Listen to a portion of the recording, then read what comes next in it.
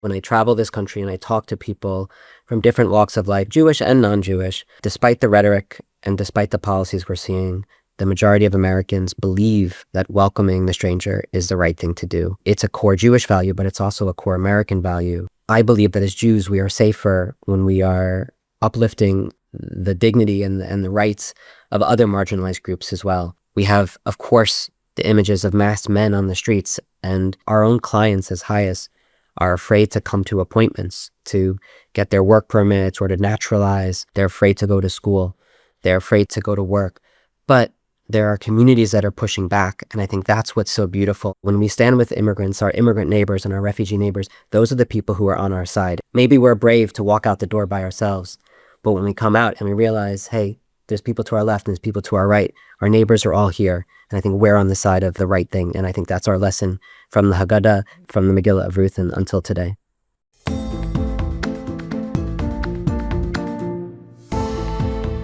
Hi, everyone. Welcome back to Texting IRL, Ideas for Real Life, where we wrestle with the big dilemmas of our time through the lens of classical and modern Torah texts.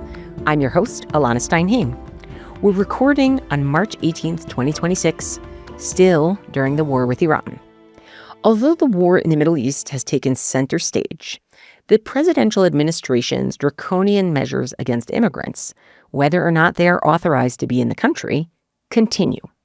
And as we as Jews sit down to the Seder this year and declare the blessing that freedom was for us as a people, I believe we must think about those who are currently being held in unhygienic and dangerous conditions with no legal recourse and no due process.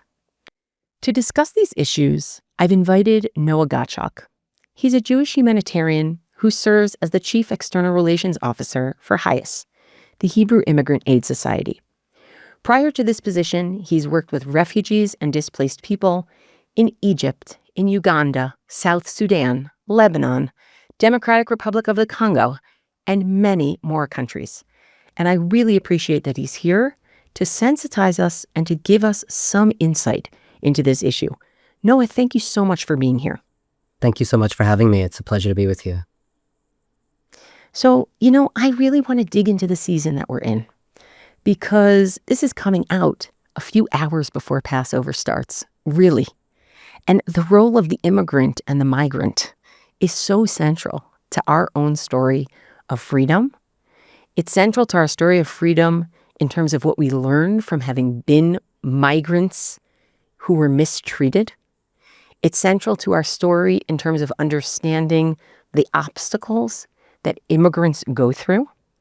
And I want to start actually not just with the centrality of this status of immigrant to our Pesach story, to our Passover story. I want to talk about the centrality of the way people talk about immigrants. There is a verse in Deuteronomy, Devarim 26:6, that we actually recite in the Haggadah, and it goes like this: Vayareu otanu hamitzrim, vaye'anunu. And people often translate this as the Egyptians dealt harshly with us, and they oppressed us. Vayitnu aleinu avodah kasha. They imposed heavy labor on us. But I have to be honest, when you look at the way the Haggadah expounds this verse, it actually doesn't say anything about mistreating us for the beginning of the verse with hard labor. It says something else. Vayareu otanu hamitzrim. The Egyptians dealt badly with us, quote unquote. Kima shene'amar, as it says, hava nitchakma lo pen yirbeh. Let's be smart about those Jews. Let's strategize about the Israelites, lest they become too many. Vaya ki tikrena melchama, and if there's a war, v'nosaf gam hu al son'enu, they'll probably join our enemies. V'nilcham banu, and they'll fight against us, ve'ala min haaretz, and they'll rise up and lead the land. The explanation of the verse doesn't say anything about the harsh labor yet. What it says is that they were paranoid about us. Is it possible that vayareu lanu is doing bad against us, but vayareu otanu is they were maligning us? They were saying we were bad.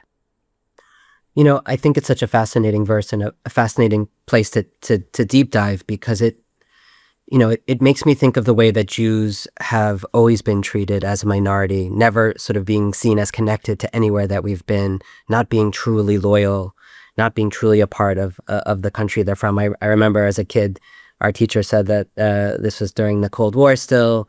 If you ask somebody in Czechoslovakia where they were from, a Czech person would say they were Czech, and a Slovak person would say they were Slovak. But only a Jew would be the one who would say they were from Czechoslovakia. That desire to sort of feel connected to this country, even though it wasn't really, it was Yes. this creation of that time period. Yes. And I hear that same reflection now, and it makes me think that this is our origin story, right? As a people of being in a country that welcomed us, a country that, for many generations until this Pharaoh arose who didn't know Joseph and turned against us, was our safe haven in fleeing this famine. And it makes me think of the experiences that Jews have had throughout history in many, many, many countries where we felt welcome. And it makes me think of the experiences of immigrants today, many of whom and refugees who were promised a welcome in this country, were promised safety, and are now feeling that rug pulled out from under them, felt being accused of a lack of loyalty, of being an enemy in the midst. And so I think there's a real lesson here that we can either choose to welcome people in the way that we were initially welcomed, or we can choose to oppress them. And God forbid we would do the latter because of the own experiences. And that's really at the heart of what my organization HIAS does. We were founded as an organization to help Jews, but now we help everyone because of that experience. Well, what I think is very interesting is that you're using the we language of God forbid that we would oppress them, when it's so clear that that's not the work of the Jewish community. It's Right. what's being done by the administration. And I think it's important for people to hear that sense of, but wait, we're implicated by it. And if we don't help, then it is actually as if we're doing it. And I have to say, there's a 19th century commentator, the Netziv, Rav Naftali Tzvi Yehuda Berlin, who adds like one extra layer to this of the fifth column. It's not just that people are accusing you of being a fifth column. There's even more to it. And this is how he reads it, because he notices, he says, if it said Vayareu lanu, they did bad to us, that would mean they did bad to us. Vayareu otanu means they turned us into the bad guys. And he says, Asu otanu l'ra'im, they made us out to be bad. But this is the demonization you hear all the time. You ready? Ukfuye tova, ingrates. For what we've given them, they're ingrates. And then it gets worse. Ad shechashdu otanu, until they suspected us, v'amru, and they said, v'nosav gam hu al soneinu, etc. They're going to fight against us with our enemies. Mashalo Allah al dat Yisrael. The Israelites never even thought of that, right? I think it's fascinating that he's trying to animate it a little bit. What does it mean to say that somebody's bad, right? Oh, they don't appreciate what we gave them. But how do they think of themselves? Does anybody pause and ask that question? Yeah, that's such a rich point. I love this aspect of it hadn't even crossed our minds to be disloyal. The Jews, the Israelites had spent so much time in Egypt that they felt connected to the land that it wouldn't even been a consideration. And again, I think about, the refugees who come to the U.S. because they want to come to the U.S. And oftentimes they can't choose what country they come to. They're assigned to a country, but they come, they contribute. I was just reading the story of a refugee from Somalia in the U.S. whose oldest child had just joined the Marine Corps. They serve in the military. They go to medical school. They do everything and anything they can do to contribute to this new country. And my great grandparents moved here from Poland. My grandmother then sent 3 of her sons to serve in World War II. Right back to where her sons. I'm saying, it's what? Right?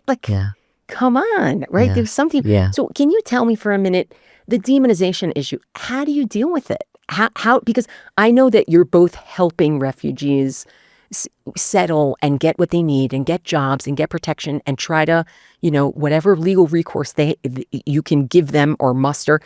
But how do you deal as an organization with the demonization? Because we have fifth column, we have calling people criminals.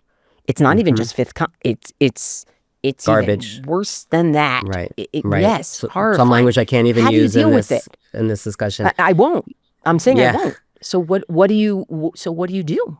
Well, we try to fight with that negativity with positivity, but we also have to be honest, right? We have to call out this harmful language, this racist language. When we hear it, we can't let it stand. But we try not to repeat the myths or the falsehoods. Meaning you don't do myth versus fact. You don't, because then you're just hearing the myth over and over again. I want to just hit you with the facts. But there's one thing that is so painful to me, that it was when there was the racist accusation against Haitian immigrants and refugees in the U.S. that they were eating pets. It was like a blood libel, right? Literal blood libel. And it shook me to my core as a Jew, as a humanitarian, as someone who cares about refugees. Our people have experienced this, right? It's so dehumanizing. And so, I wouldn't call it a blood libel, but I would call it dehumanizing. Sorry. Yeah. To me, it's hard to always compare, but this notion that they're doing something secretive and killing and that's gross and unhuman and what could it lead to? And thank God it didn't lead to the things that the blood libels against the Jews led to, but it's the fear that it could. And it doesn't start, they always say it doesn't start with the concentration camps. It starts with the dehumanization. And it's the same in Rwanda with the genocide there. It's the same. And anywhere you look, it starts with dehumanizing people and making it easier to do anything against them. So some of the facts about refugees is that they're net contributors to the economy.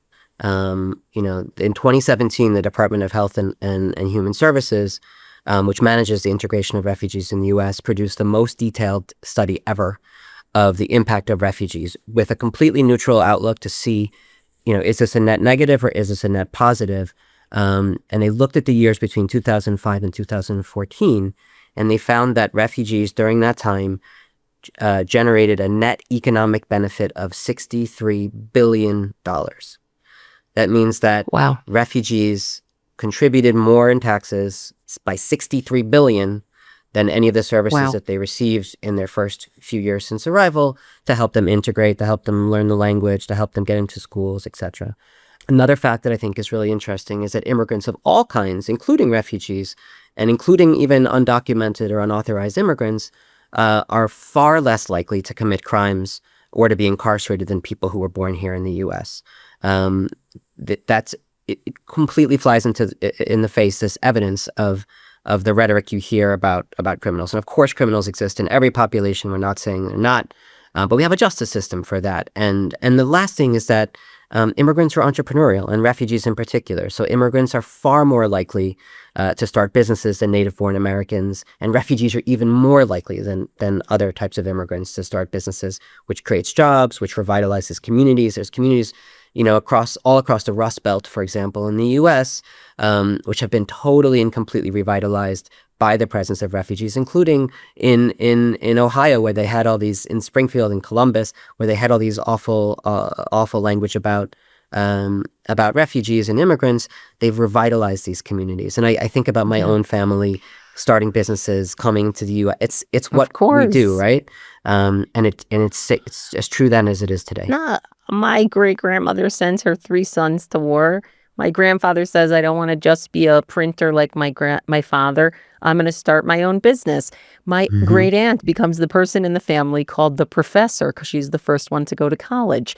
Meaning, we're so familiar with this as Jews. It's like only a few generations away. But let me ask you the harder question, okay? I'm a Jew. I know that there are countries where people are taught to hate Jews. I know it. I know there are countries where either you turn a blind eye to it or you actively promote it.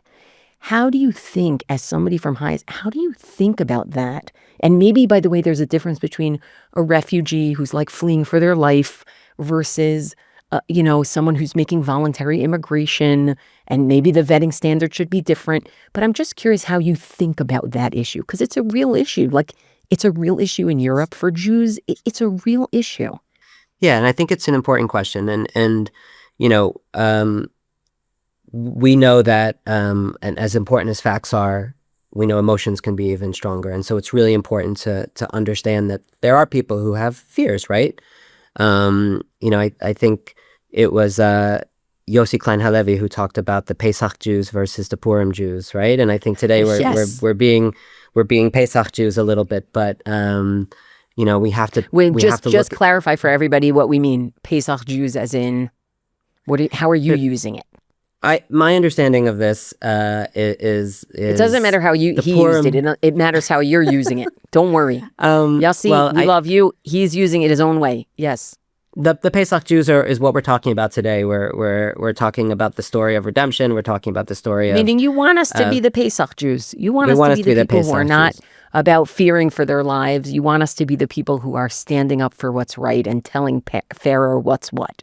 Got it. And we're also being mindful of the suffering of the other. We're taking away from our own joy. That's the essence of it for me. Because you were immigrants. Yes, exactly. And the Purim Jews maybe are a little bit more focused on vengeance and a little bit more focused on, I think in his analysis is about, don't be fooled, keep your eyes open, don't, look out for the harm that could be befalling you. How does that impact? Let's say you have 10,000, and tell me this number's ridiculous. You have 10,000 people who want to come in from a country where kids are taught from youth, Israel's bad, Jews are bad. There are, what do you do with something like that? I'm not talking about the one story and the beautiful story. And then what do you do with that? Well, honestly. I mean, one of the reasons that HIAS exists as a Jewish refugee agency, and we are the Jewish community's refugee agency. So if you're Jewish and you're listening, we are your refugee agency. We're also the world's oldest refugee agency. We've been around. We've seen what happens when refugees are turned away, when there's conspiracy theories about them, when Japanese Americans are interned by their own government because they're fearing them to be loyal to another country, when Jews are told not to speak Yiddish on the subway, not to speak other languages, and worried that they may even be connected to, why would they be allied with Germany during World War II, right? We know these stories. We know them at our heart. And as we say at HIAS, we used to help refugees because they were Jewish, and today we help refugees because we are Jewish.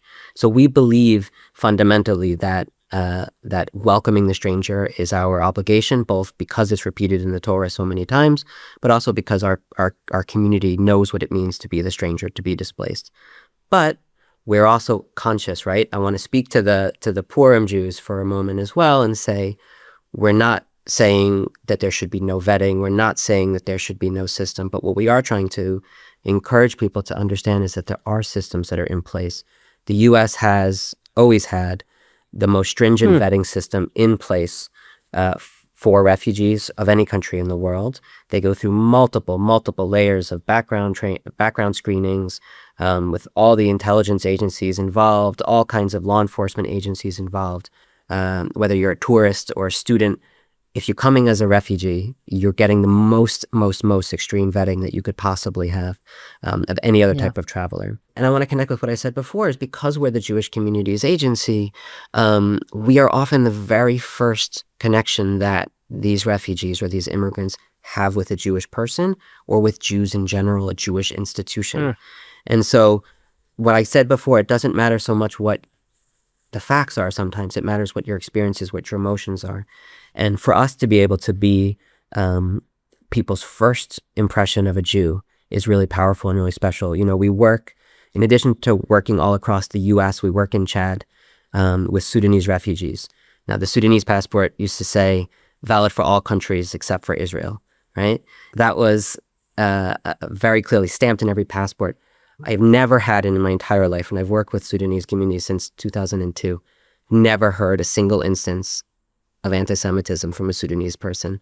And that is in part because the people who flee those countries don't trust their governments. And when their government tells them it's raining and it's not raining, they know not to trust their government. When the government tells them they have a democracy, when they don't, they know they don't trust their government. And if their government tells them to hate Jews, they don't trust it. So already there's that level of suspicion. And then they get to meet a Jewish organization, a Jewish person, working with them. We work with Sudanese refugees in Israel. Yeah, HIAS Israel. Of course. And that's the experience they get to have. And I think that because we're Jewish in a country like Chad, working with these communities, we understand their needs in a way that maybe some of our, with all respect to them, some of our secular peer humanitarian organizations wouldn't understand. When unfortunately a refugee who's lived outside their country for a long time passes away, they have to be buried according to their Muslim religious practices, and we as Jews understand the importance of the practices shared around death and something shared. And so that's what we like to call faith sensitivity. So when they see that and they understand that we get them at that level, that we're not just providing, food, water, shelter, but we're also providing those other types of services, that's something that's, I think, really significant, and that shapes their impression of us, and it shapes their impression of Jews. That's so interesting. I like to open things. We're not necessarily resolved, but I think it's important to hear the different perspectives. I'm serious. I think it's really important, right? We've opened the issue of how do you deal with demonization, because it can be more toxic even than the policies themselves, right? How are you going to deal with it? We've opened the issue of what happens when there are immigrants. What's the vetting like? How should Jewish communities think about this and not think about this and be like aware of the facts and what happens through a Jewish agency? I want to actually move. This is funny because I'm going to move us from Pesach to 7 weeks later, right? Like there's the season of the spring Jewish holidays, and 7 weeks after Pesach, and we even count from Pesach to this next holiday, we have Shavuot. And it's fascinating to me that Shavuot is also about an immigrant. Meaning, here you have the Pesach experience. Shavuot, we read the book of Ruth, and Ruth is a quintessential immigrant. She comes to the Jewish community. She's a Moabite woman, and here she is. She undoes all of the stereotypes about Moab. Like, we have so much in the Torah, and people can look in the show notes. We're gonna put them side by side so you can see if the Torah tells you that the Moabites are licentious in the way that they trick the Jews, into paganism through sleeping with their women. Ruth tells you, no, Ruth the Moabite, she's so wonderful and has the right marriage, and she goes through the process, and she not only doesn't bring anyone to paganism, she actually goes towards monotheism. If the Moabites hired Bilam to curse us, all throughout the book of Ruth, it's all about how she's a blessing to everybody who meets her. It's like so clear it's on purpose. Or like, how about the fact that the Moabites, they're not supposed to marry into the Jewish people because they didn't greet us with food and water when we were leaving Egypt. And all she does, she goes out to the field in order to, make herself vulnerable and be near the field hands picking up food for her mother-in-law. She's literally the opposite of every stereotype. But I want to talk about something. It took guts for Boaz to recognize that. And my question to you is, there's a different kind of guts that's required right now of the Jewish community. Because it's not just that the demonization is getting to us. It's not just that, meaning it's getting into our heads. It's not just that we may be afraid of people coming from certain countries because we're Jewish. It's also we may be afraid of, God forbid, the next Tree of Life shooter who says, oh, you lefties, right? Or we may be afraid of angering the Trump administration and saying, we don't want you setting your sights on us. So how do you walk into that Boaz role where he says, no, no, no, I vouch for her. I'm here, and I know that could bode poorly for me, but I'm vouching. So what do you say to people who are worried about that? Yeah, that's a great question, and I love it framed as the Boaz role. Our strength is in numbers, right? And I truly believe when I travel this country and I talk to people from different walks of life, Jewish and non-Jewish, that despite the rhetoric and despite the policies we're seeing, the majority of Americans believe that welcoming the stranger is the right thing to do. It's a core Jewish value, but it's also a core American value. I believe that as Jews, we are safer when we are uplifting the dignity and the rights of other marginalized groups as well. And so I think there will always be those out there who seek to harm us. But I also think about the inspiration of, the righteous among the nations, right? The people who stuck their necks out to save us. And I think, thank God for those people. And what would we be if they hadn't done that? And I think the same thing is happening today because we are in a moment. You mentioned the policy changes. I want to just talk about that for a second. The refugee program that I talked about, it's a bipartisan program. It has welcomed millions of people, including tens of thousands, if not hundreds of thousands of Jews to this country. It is at a standstill. There were people, in January 2025 who literally had plane tickets in their hands, and they were told, you can't come anymore. They had families waiting to welcome them here. You mentioned the war in Iran. There are Iranian Jews who have been waiting to reunite with their family in the U.S., along with other Iranian religious minorities, Christians, Zoroastrians, who are stuck now because that program, specifically for them, which was run by HIAS, was suspended. We have, of course, the images of masked men on the streets. And again, it's difficult to make comparisons, but as a Jew, when I see masked men on the streets, feels like a paramilitary. It feels, there was just a great report that came out the other day about how these units are being transferred around the country and spreading violence and fear in communities. Our own clients as HIAS are afraid to come to appointments, to get their work permits or to naturalize, to get some social services, whatever they need. These are the same services, by the way, that my own grandmother received from HIAS when she got to the U.S. We're doing the exact same services 90 years later for people today. And these refugees are telling us, immigrants are telling us, they're afraid to come to our office. They're afraid to go to school. They're afraid to go to work. But there are communities that are pushing back. And I think that's what's so beautiful. And it's, Thomas Friedman had a great article about Minnesota and how it was the mothers and fathers, the lady who came out in her bathrobe and slippers to try to record what was going on. Those are the people, when we stand with immigrants, our immigrant neighbors and our refugee neighbors, those are the people who are on our side. And I think when you come out into the street, he used a term that people have coined there called neighboring, turning being a good neighbor into a verb, which was so powerful to me. Wow. And when we come out into the streets, maybe we're brave to walk out the door by ourselves. But when we come out and we realize, hey, there's people to our left and there's people to our right, our neighbors are all here. And I think we're on the side of the right thing. And I think that's our lesson from the Haggadah, from the Megillah of Ruth and until today. Where I'm hearing you is I'm hearing three different things, three different layers to the answer, right? Meaning of what about our safety? One is sometimes virtue matters more. Mm-hmm. Sometimes virtue matters more. You take a risk for things that matter, right? Mm-hmm. Like that's really something from a moral perspective, in my opinion.